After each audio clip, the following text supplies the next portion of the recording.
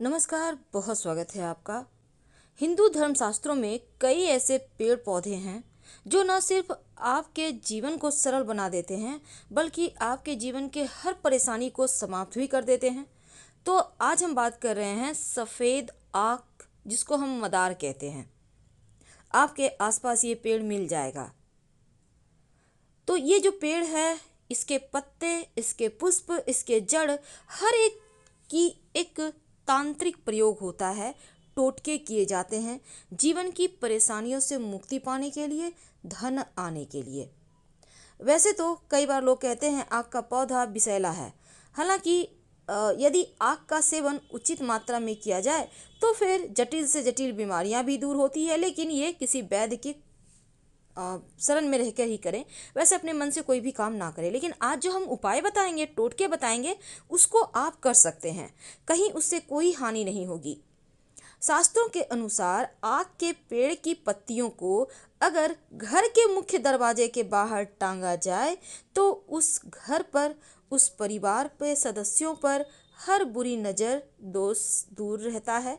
और आक के वृक्ष पर उत्पन्न होने वाले जो सफ़ेद पुष्प होते हैं वो भगवान शिव को बहुत प्रिय है और भगवान शिव का पसंदीदा रंग भी है। इसलिए आक का पुष्प शिव जी को बहुत भाते हैं। तो आज हम एक छोटा सा प्रयोग बताएंगे। कई बार क्या होता है, बहुत मेहनत के बाद भी पैसे नहीं आते, नहीं बचते हैं। इसकी वजह से घर में किसी तरह का वास्तु दोष भी हो सकता है या कुंडली के अशुभ ग्रहों का प्रभाव भी होता है। लेकिन उनसे छुटकारा पाने के लिए आक का पेड़ का छोटा सा प्रयोग बहुत फलता फूलता है। तो आज हम छोटा सा प्रयोग आपको बताएंगे। देखिए, अगर जीवन में आपको लगे कि जैसे घर में पैसा ही नहीं टिकता, धन जिस हिसाब से आता है उसी अनुसार चला जाता है, हमेशा रुपये पैसे की तंगी रहती है।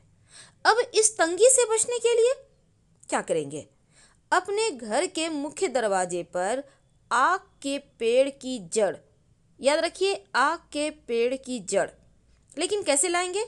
देखिए, किसी भी आप शनिवार, रविवार, मंगलवार के दिन ला सकते हैं, लेकिन एक दिन पहले निमंत्रण दीजिएगा। कैसे देंगे? सबसे पहली बात तो आप एक सुपारी, एक लोटा जल, एक सिक्का लेकर जाइएगा। पेड़ के पास जल डाल दें जहाँ पर से आपको जड़ निकालना है। एक बात हमेशा ही याद रखिए, पूरा पेड़ मत उखाड़िएगा, थोड़ा सा जड़ लेके आना है। और सिक्का और सुपारी रख दें। फिर आप उनसे कहें कि हम आपको कल लेने आएंगे। इसके बाद अगले दिन सुबह जाइए, थोड़ा सा जड़ निकाल कर ले आइए, उनको प्रणाम कीजिए। तो जब आक का पेड़ का जड़ आप ले आएं, तब नीले कपड़े यानी ब्लू कपड़ा में लपेट कर अपने घर के मुख्य दरवाजे पर टांग दें, लटका दें। ऐसा आप चाहे तो नीला धागा भी इस जड़ के ऊपर से बांध के लटका सकते हैं। नकारात्मक शक्तियां घर में प्रवेश नहीं करती। घर में सुख समृद्धि दिन दूनी रात चौगुनी बढ़ती चली जाती है। कई बार क्या होता है कि आपके घर में जैसे होती है माँ, बेटियां हैं, बहू हैं, बहुत दिन से शादी को हो गया है, संतान नहीं हो रहा है। तब ऐसे में रवि पुष्य नक्षत्र या गुरु पुष्य नक्षत्र के दिन आक के पेड़ का जड़ आप ले आइए और लाल, पहले तो जड़ लाकर आप शिव जी के मंदिर में जाइए, शिवलिंग पर एक लोटा जल अर्पित करें और इस जड़ को धो लीजिएगा पहले। इसके बाद शिवलिंग के ऊपर से 21 बार वार लें, सीधा वारना है, उल्टा नहीं। अब इसको लाल धागे के सहारे अपने कमर में बांध लें। शिव जी के आशीर्वाद से 3 महीने में ही खुशखबरी मिलेगी। तो एक छोटा सा प्रयोग है, इसको जरूर करें। अब हम बात करते हैं धन की। कई बार क्या होता है ना, आपके बरकत रुक जाती है, सारे काम बिगड़ने लगते हैं। तब एक छोटा सा काम करें।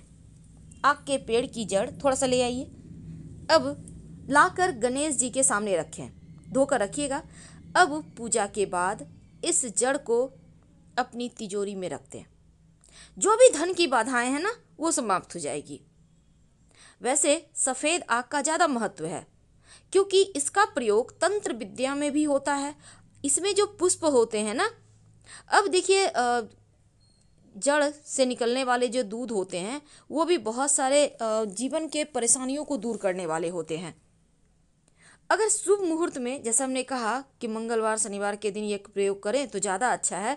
वैसे एक छोटा सा काम आप कर सकते हैं। कई बार क्या होता है, धन की परेशानी ज़्यादा परेशान करती है। तब आपके जीवन के कष्टों को दूर करने के लिए आप नियमित रूप से हर सोमवार शिव जी यानी शिवलिंग पर जाप कर आप आग के पुष्प की माला बनाकर उनको पहनाएं तो आपके जीवन के दुख दूर हो जाते हैं। और अगर रवि पुष्य नक्षत्र में लाल कपड़े में लपेटकर आग का जड़ अपने धन के स्थान पे रखें या अपने घर में ही रख दें तो आपके घर में सुख शांति समृद्धि बढ़ती है। वैसे ये आप अपने घर में तिजोरी में भी रख सकते हैं, कोई दिक्कत नहीं है। कई बार क्या होता है ना, शत्रु विरोधी बहुत परेशान करते हैं, आप तंग आ जाते हैं, लेकिन क्या करेंगे। कई बार अपने शत्रु होते हैं, पड़ोसी शत्रु होते हैं, आप परेशान हैं, आप चाहते हैं कि शत्रु परेशान करना छोड़ दे या आपको छोड़कर ही कहीं चला जाए, तो क्या करेंगे।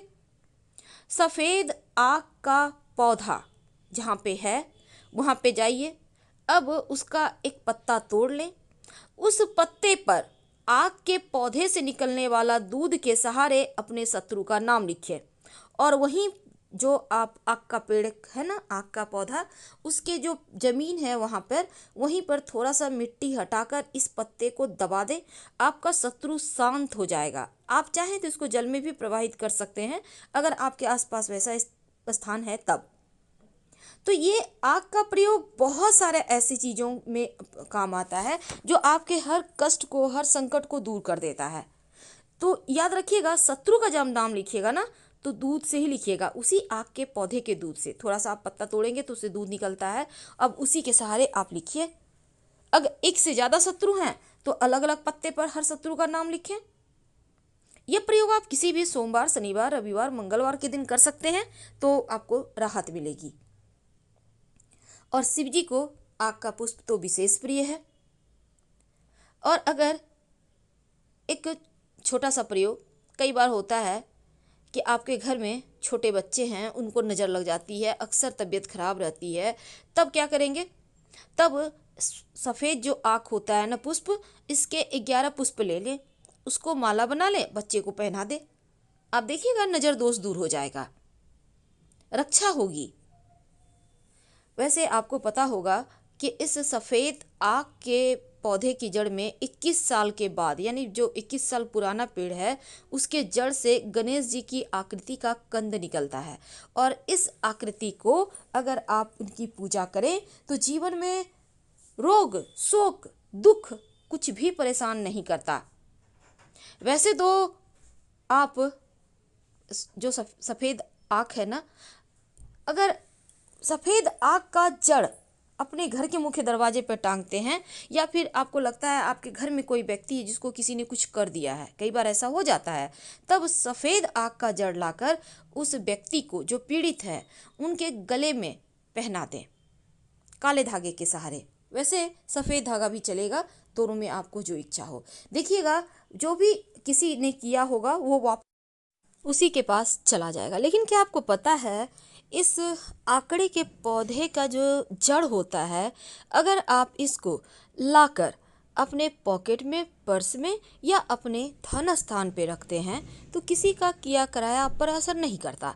इसके बहुत सारे प्रयोग हैं, लेकिन एक बात हमेशा याद रखिए, अगर इसको आप ताबीज़ में भरकर धारण करते हैं या घर के मुख्य दरवाजे पर बांध देते हैं तो बड़े से बड़े तंत्र क्रियाओं का काट है ये। तो फिलहाल हम आपसे विदा लेते हैं। जानकारी अच्छी लगे तब लाइक कर सब्सक्राइब करें, अपनों से शेयर करें और कमेंट में हर हर महादेव जरूर लिखें।